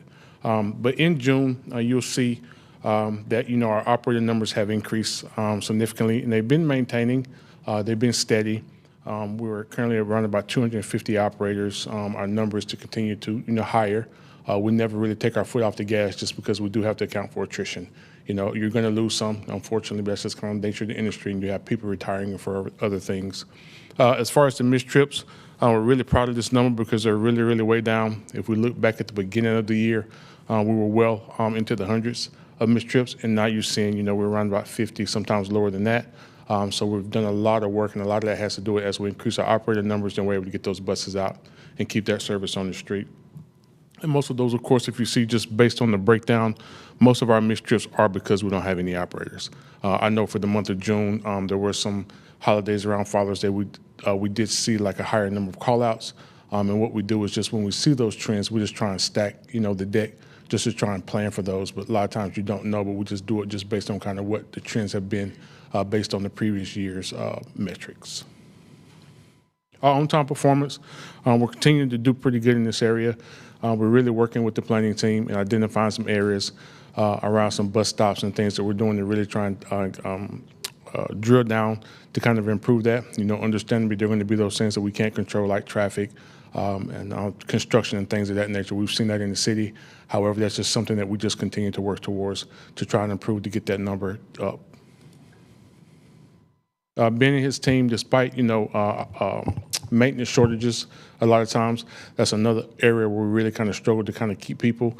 But him and his team have really done a good job at really kind of making sure our PMs are complete to keep the buses on the street. And just on the paratransit side of the house, they continue to be steady as far as their expenditures. They did get those down for June in talking with Trecia. And then for the missed trips, they were down in June, and you can see on the taxi side as well as the van side of the house, all those numbers were very, very low. Anybody have any questions for me? Any questions on the fixed route or paratransit performance? I just have to make a comment. I've been very impressed with the improved numbers. As far as the paratransit, kudos, because the customer service has been phenomenal, the changes over the last 2 years. So kudos. Thank you. I'll pass that along. Yes, thank you very much. I think we'll continue as a board to want updates on on-time performance, and appreciate that you guys are working closely with the planning team. I know we've had a lot of real new routes and new drivers, but I think each time, we want to hear to Ms. Williams' point about action items, like, what's really happening to make that on-time performance better? Because from the rider perspective, especially as we serve more people on more frequent routes, that's the biggest perception that riders have, is whether the bus comes on time. So. Absolutely. And one thing I will say, this weekend at Chavis Park, we will be having our Employee, Family, and Friends Day. So on Sunday, if any of you want to come out, of course, please feel free to stop by. So is it Chavis Park on Sunday? Chavis Park on Sunday, yep. Can you 7 send p.m. us the time, please? It's from 11 until about 5. So, yeah, please feel free to stop by and just introduce yourself and mingle with our employees if you'd like. Thank you very much. Yes, please.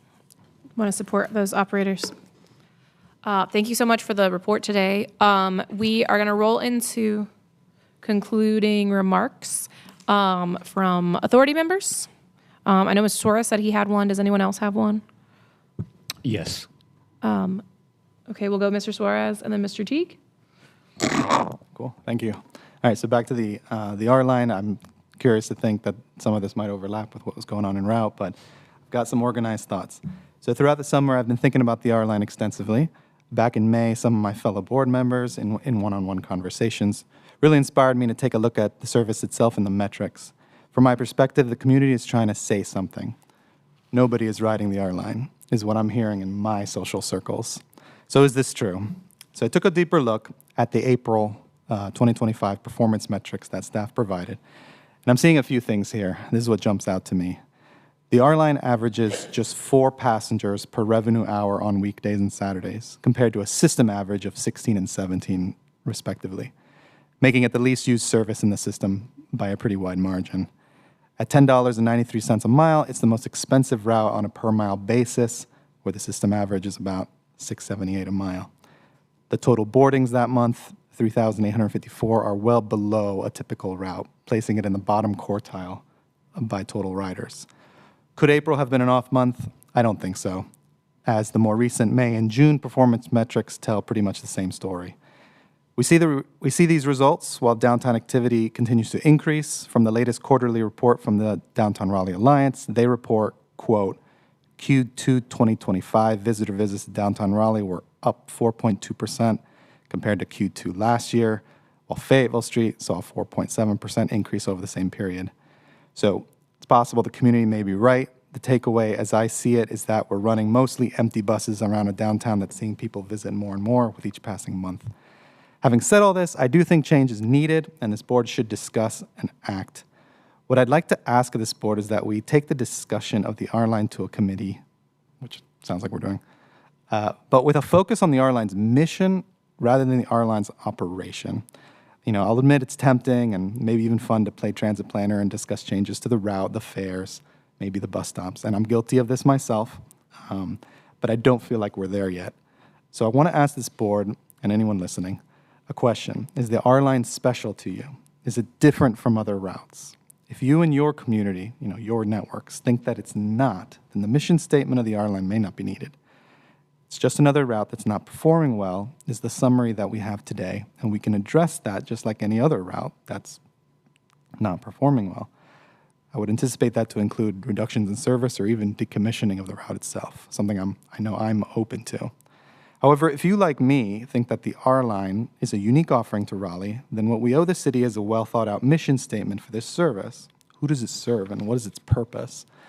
Speaking for myself, underneath the criticisms of the service from my networks is that the R line is special. I believe we are facing a misalignment between what the R line of today is, and what the community's expectations are.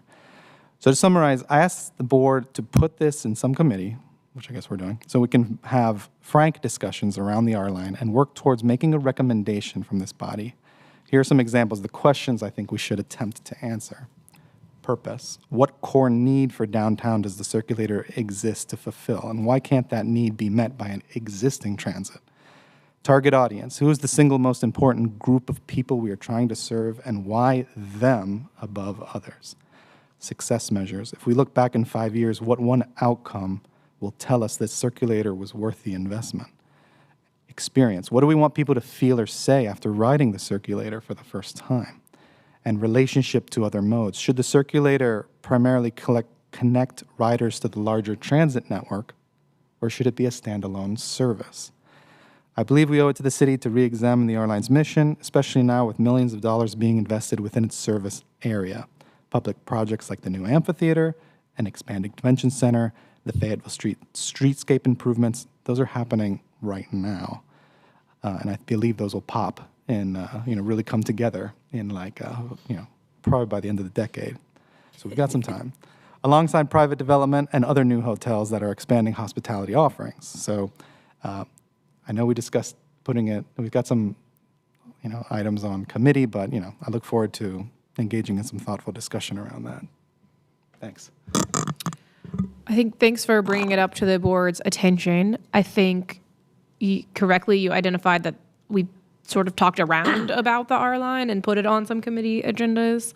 I'm interested in this idea about thinking about it from a mission perspective, which is our role as advisors, as opposed to just operations. I feel like it still fits in route for a discussion point, but if folks feel strongly about discussing it in all the committees, we could do that. I tend not to like to do that because then we wind up having different conversations in different committees.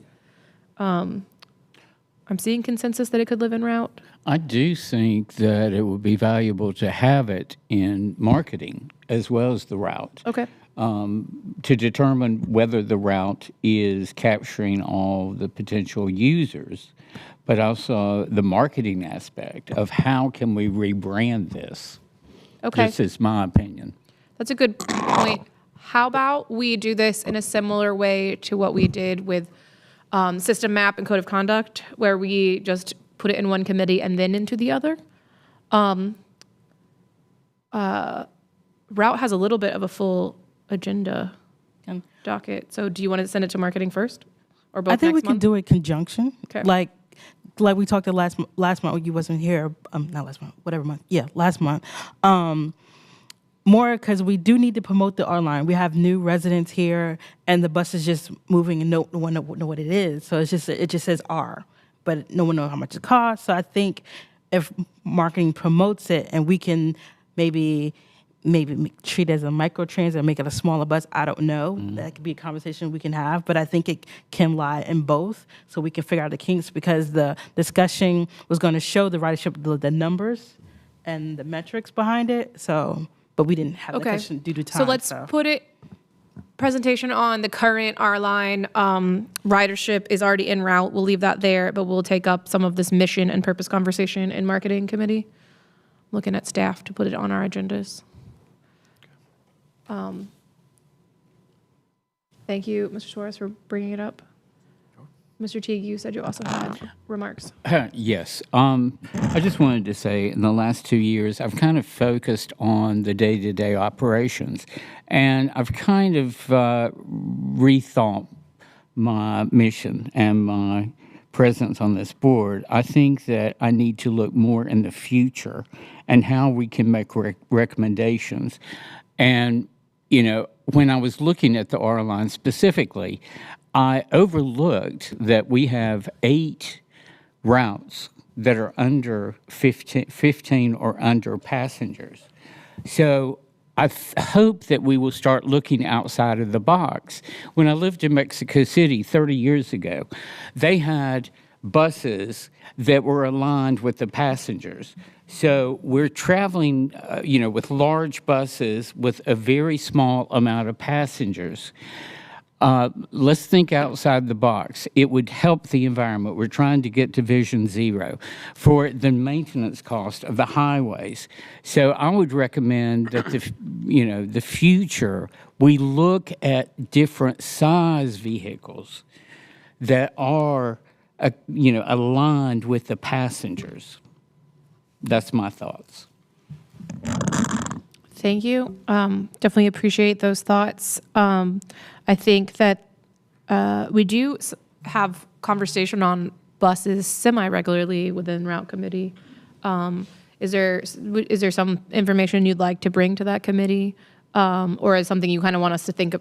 I appreciate just thinking of general things as when well. we go to purchase vehicles, Okay. that we look at different sizes, just like paratransit. Paratransit is not efficient currently because most of the time the majority is the paratransit vans are running with 1 or 2 passengers.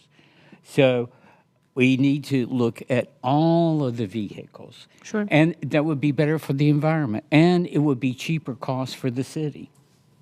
Definitely appreciate that. Okay. I appreciate the overarching view, and it does come up fairly regularly when we talk about budget each year. So we can keep that on our list of things. And I also appreciate the personal back and forth between thinking about daily operations and future building that I think everyone on the board shares with you as well. So it's an interesting role for a board and commission because we have to do, does the bus run on time tomorrow? And also, could we have a BRT station 10 years from now? It's a wide amount of thought to hold in one's brain. But thank you. Mr. Leek, I see that you maybe have comments too. Yes, just one. Go ahead. One comment that I think that I wanted to just share for the board and for staff and RTA, it's just an idea to have kind of going forward with. We see a lot of increase in routes. You know, the BRT, we're talking a lot about it. A lot of people may not know this, but there's one segment of riders that may start having some difficulties, and that would be veterans. Because I work with a good number of different CLCs and veterans, and it's because many of the VA services that they were getting in Durham are now being transferred to the Benson Road in Garner.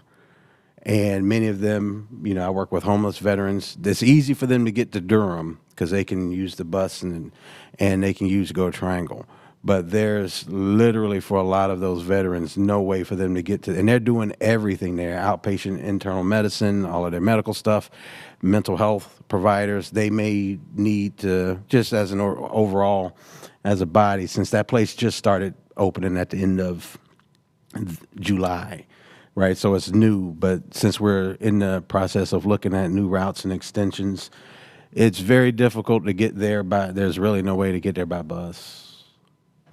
You know, so if people don't have the ability to take an Uber, and it's, you know, it can be difficult, you know, if they, you know, other than Medicaid transportation, they can call for their own rides, but, you know, there's an increased population of homeless veterans now, so and all of their services are going to be transferred to that Benson Road place. So just as an organization, going forward, just looking at seeing what can we identify to help that demographic. Thank you for that. Yeah, I think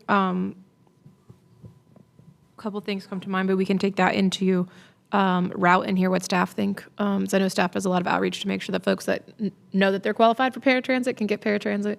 And then also, it sounds like we have some changes in FY26 and beyond for how Southern Wake gets served anyway, so we can keep those things in mind. Thanks for bringing it to our attention. Other comments? Mr. Walker.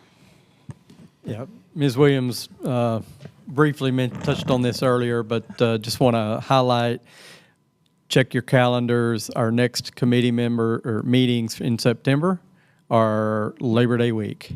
So route is the day after Labor Day, finance and policy on Wednesday that week, and of course marketing on Thursday. So if you're not going to be able to make a meeting, please let CJ or myself know so that we can kind of plan our meetings accordingly.